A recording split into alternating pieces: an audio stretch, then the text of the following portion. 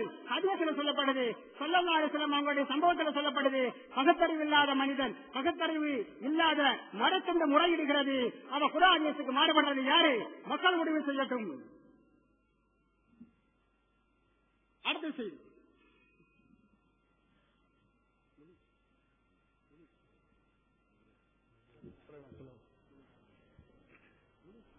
சகோதரர்களே, நம்ம கேட்ட கேள்வியில 2 கேள்வி கேட்டிருந்தோம். அந்த சாலம் அந்த குளத்துக்கரைக்கு போனதுல அவர்களால் இதுவரையிலையும் பதில் சொல்லல. ஆனால் சொன்னதாக இருந்த இதுல பதில் என்னன்னா ஒண்ணுதான் சொல்லியிருக்காங்க. அவங்க படி ஏத்துக்கிட்டாங்க. என்ன சொல்லியிருக்காங்க? குளத்து பெண்கள் குளிக்கிற கூடிய இடம் அது பெண்கள் குளிச்சிட்டு இருக்கிறாங்க. அங்க ஏன் இவன் போனார்? பெண் பார்க்க அப்படி போவாங்களா? ஹதீஸ்ல எந்த ஹதீஸ்ல குளத்தில் குளிக்கக்கூடிய பெண்களை போய் பெண் பார்க்க வேண்டும் என்று இருக்கு காட்டுங்க. எல்லாம் குர்ஆன் ஹதீஸ். நாங்க ஆதாரத்தோடு பேசுகிறோம். எங்க ரசூல் ஸல்லல்லாஹு அலைஹி வஸல்லம் அவர்கள் ஆயிஷா நாயியை வந்து பெண் பார்க்க குளத்துல போய் தான் பார்த்தாங்களா? அதுக்கு ஆதாரம் காட்டுங்க. அதே மாதிரி ஃபாத்திமா ரலியல்லாஹு அன்ஹா அவர்களை அலி ரலியல்லாஹு அன்ஹு அவர்கள் இவங்க உமரும் அபூபக்கரும் பெண் கேட்கும் போது அவங்க சிறுமி என்று சொல்லப்பட்டது. உடனே என்ன செய்ய திருமணம் முடிச்சுட்டாங்க. 2 வயசு 1 வயசுலதான் முடித்துக் கொண்டார்களா அப்படின்னு கேட்டோம். அதற்கும் பதில் சொல்லல. அதற்கடுத்து ஆதாரம் ரப்பி ரஹமுமா கமா ரப்பயானி சகீரா அப்படின்னு இல்லையா? நம்ம சகீருங்கிற வார்த்தைக்கு சிறுமின்னு அர்த்தம் இல்லை என்று சொன்னாலும் தீட்டு வந்து காட்டணும்.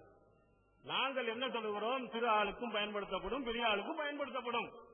அதற்கு ஆதாரத்தை காட்டினாங்க. அதுக்கு முஞ்சில தீ காட்டினாங்க. முஞ்சில ஒரு வார்த்தையை விட்டுட்டு தான் வாசிக்கிறாரு. இப்படி நிறைய பாதி விட்டு பாதி செய்யற வேலையெல்லாம் இருக்கு. அதுல அங்க முஞ்சில என்ன லித்துல் கபீரி வல் அலீமி, பிரம்மாண்டத்துக்கு எதிர்ப்பதமும் இருக்கு, பெரியதுக்கு எதிர்ப்பதமும் இருக்கு. பிரம்மாண்டம் பெருசா இருக்கிறவரை சின்ன அதுக்கும் என்ன செய்யலாம்? சகீர் என்று சொல்லலாம். அது முஞ்சில இருக்கு. அதையும் சேர்த்து கொஞ்சம் பார்க்க சொல்லுங்க. அங்க வந்து ரொம்ப பிரம்மாண்டம் ரொம்ப பெரிய ஆளா இருக்கிறவன் அவனோட கொஞ்சம் சின்ன ஆளா இருந்தா அவனையும் சகீர் என்று சொல்லலாம். அதே முஞ்சிதில் தான் இந்த பெருசா தூக்கி காட்டினாங்களா அதே முஞ்சிதெல்லாம் இருக்குது. இல்லன்னா சொல்லுங்க, நான் எடுத்து வந்து காட்டுறேன். அப்போ சகீர் என்ற வார்த்தை எதற்கெல்லாம் பயன்படுத்தப்படும்? ரொம்ப சின்ன ஆளுக்கும் பயன்படுத்தப்படும். பெரிய ஆளை கவனிக்கும் போது சிறிய அளவு என்ன செய்யும்? கவனிக்கப்படும். இங்க நம்ம போகக்கூடிய போங்கை கவனித்து நாம் சொல்லுகிறோம், இது சின்ன பிள்ளை இல்லை, இது பெண் பேச போயிருக்கிறார் அப்படின்னு என்ன செஞ்சிருக்கிறோம்? நம்ம சொல்லியதன் காரணத்தினால் அது சகீர் என்பது பெரிய ஆளை தான் குறிக்கும். ரொம்ப பிரம்மாண்ட ஆளுக்கு இல்ல, மீடியமான பெண் பேசுவதற்கு தகுதியான ஆள் தான் அப்படின்னு என்பதை நாம் என்ன செஞ்சிருக்கிறோம்? நிரூபித்து காட்டிருக்கோம். அப்புறம் அதுக்கடுத்தா ஒண்ணு கேட்டாங்க, சின்ன பிள்ளைதாங்கிறதுக்காக வலிய அபூஹா, அந்த தந்தை ஒத்துக்கொண்டால் ஏற்றுக்கொண்டால் அதுக்கு பிறகு வைக்க போறோம். இதுக்கு அடுத்து ஒண்ணு பாதி பின்னால் இருக்குது. இதுக்கு பதில் சொன்ன பிறகு சொல்லணுங்கிறதுக்கு வந்துட்டாங்க, உள்ள இறங்குறாங்க. எவ்வளவு இறங்குறாங்க? ஆழத்துக்கு உள்ள மூழ்கி தான் போகணும். அந்த அளவுக்கு அதுக்குள்ள விவரம் இருக்கு. அடுத்ததான் என்ன செய்வோம்? அது கீழே என்னென்ன சொன்னாருங்கிறத எடுத்து சொல்லுவோம். அதுல தந்தை அனுமதி கொடுத்தால் எல்லா பெண்ணுக்கும் தந்தை அனுமதி கொடுக்கத்தான் செய்யும். இது எல்லாத்துக்கும் பொதுவா தெரிஞ்ச ஒரு விஷயம் தான். திருமதியில 102வது செய்தி 1020வது செய்தியில் இருக்கு, லா நிக்காஹ இல்லாபி வலியின், வலி இல்லாமல் நிக்காக கிடையாது. வலி என்ன செய்யணும்? அங்க பொறுப்பாளர் இருக்கும். அங்க அவருடைய பெற்றோர் வந்தா முதல் தகுதி. அவங்க அனுமதி கொடுத்தாதான். யாரு? சின்ன பிள்ளை இல்ல, பெரிய பிள்ளையாக இருந்தாலும் அனுமதி கொடுக்கணும். இப்படி ஹதீஸில் என்ன செய்கிறது? சொல்லப்பட்டிருக்கிறது. அப்ப ஹதீஸ்ல இந்த வாசகத்தை வைத்துக் கொண்டு சின்ன பிள்ளை, அதனாலதான் என்ன செஞ்சாங்க? அவங்க போனாங்க. குளத்துக்கு ஏன் போனாங்க? அதுக்கு சொல்லுங்க பதில். முதல்ல குளத்திற்கு போவதற்கு என்ன காரணம்? எந்த ஊரில் எந்த நாட்டில் வந்து பெண்களை வந்து பெண் பார்ப்பதற்காக குளத்துல போய் குளிச்சிட்டு இருக்க கூட பெண்ணை பார்த்தாங்க. நீங்க சொல்லப்படி சின்ன வயசா இருக்குது, பெரிய வயசா இருக்குது, இப்படி போவாங்களா? 2 வயசு 3 வயசு பெண்களை பார்ப்பார்களா என்பதை என்ன செய்யணும்? அவர்கள் சொல்லணும். அடுத்தது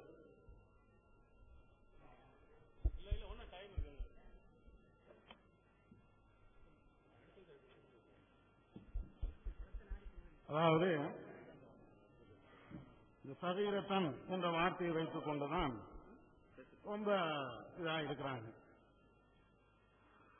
நாம வந்து ஒண்ணு விளங்கிக்கணும், சகீரத்தன் என்ற அந்த வார்த்தைக்கு வந்து சின்ன பிள்ளை என்ற அர்த்தமே இல்ல அப்படின்னு சொன்னாதான் அவங்க சொல்லக்கூடிய வாதம் நியாயம் போடும்.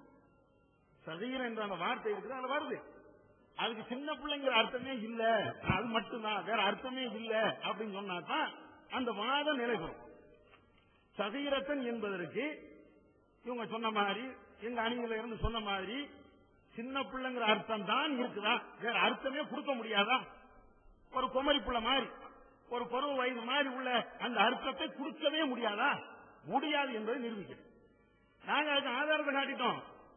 அவர்கள் எந்த அகராதி நூலை காட்டினார்களோ அதே அகராதி நூலைத்தான் நாமளும் காட்டணும். அதே சரீரங்கிறதுக்கு அது மட்டும் அர்த்தம் இல்லை. இப்ப நாங்க இன்னும் தெளிவாக சொல்லுகிறோம். சரீரத்தின் அந்த வார்த்தைக்கு சின்ன பிள்ளை அவங்க சொன்ன மாதிரி 3 வயசு 2 வயசு அது கும்பொருந்தும், அதுக்கு பொருந்தும் கிடையாது. அதே மாதிரி அதை விட ஒரு பருவ வயதுல இருக்கக்கூடிய அவங்களுக்கும் அந்த மாதிரி பிள்ளைகளுக்கும் அந்த வார்த்தையை பயன்படுத்தப்பட்டிருக்குது. அதுல கேட்டாங்க, ஹதீஸ்ல இருந்து ஆதாரம் காட்டணும்ல, சதவீதத்தன் என்பதற்கு ஹதீஸ்ல இருந்து ஆதாரம் காட்டினாங்களா? வாதம் பண்ணும்போது எங்களை கவனிங்க, வாதம் பண்ணும்போது எங்களை கவனிங்க. ஹதீஸை எடுத்து காட்டணும்ல, ஹதீஸை எடுத்து காட்டணுமா காட்டலையா? பாத்திமா அவர்களை அலி அவர்கள் திருமணம் பண்ணாங்க. அப்ப பாத்திமா அந்த ரசூலுல்லாஹ்வுடைய மகள் பாத்திமா என்ற அந்த மகளுக்கு அங்க ஹதீஸ்ல வரக்கூடிய வார்த்தை சதீரத்தன், சின்ன அந்த சதீரத்தன் என்ற வார்த்தை பயன்படுத்தப்படுது.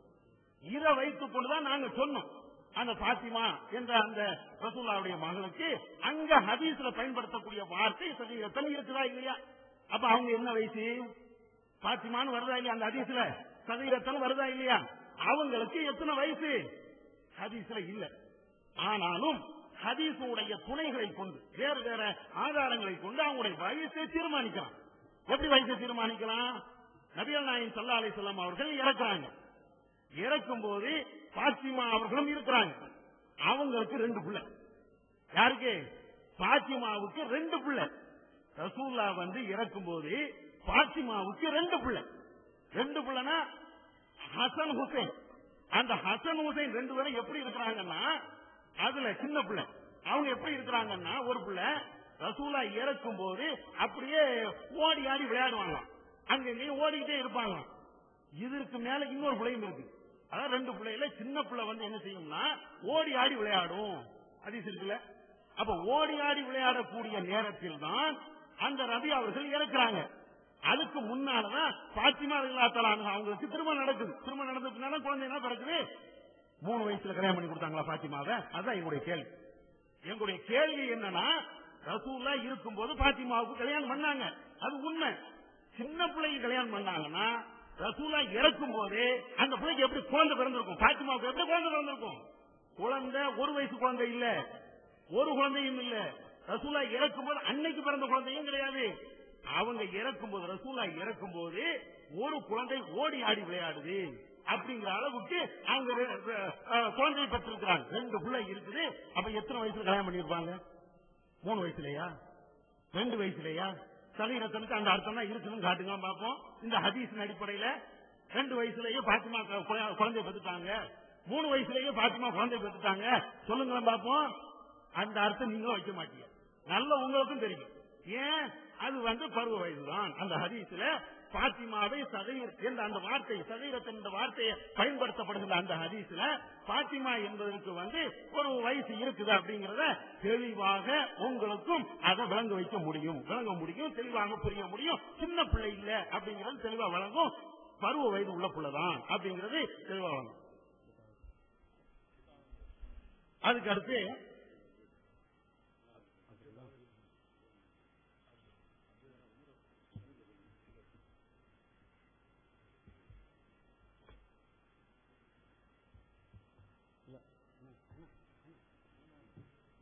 அதாவது இந்த மோதுதுல வரக்கூடிய சதீரத்தன் என்பதற்கு நாங்க கண்மூடித்தனமா சின்ன பிள்ளை அர்த்தம் வைக்கல, காரண காரியத்தோடு தான்.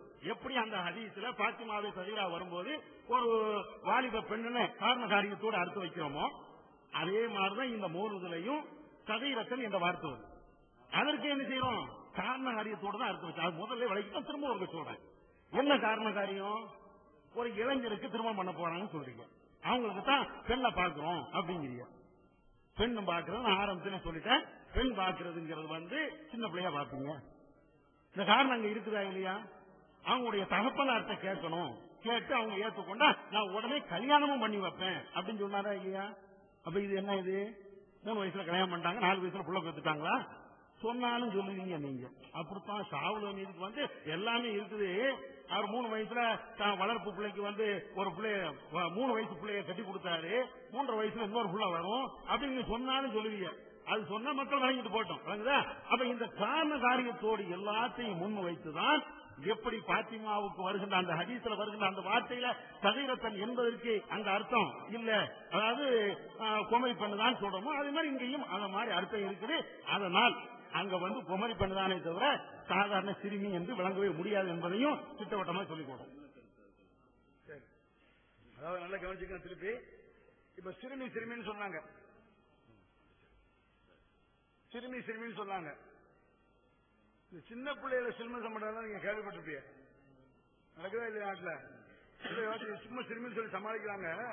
ஒரு பேச்சுக்கு வச்சுக்குவோம், ஒரு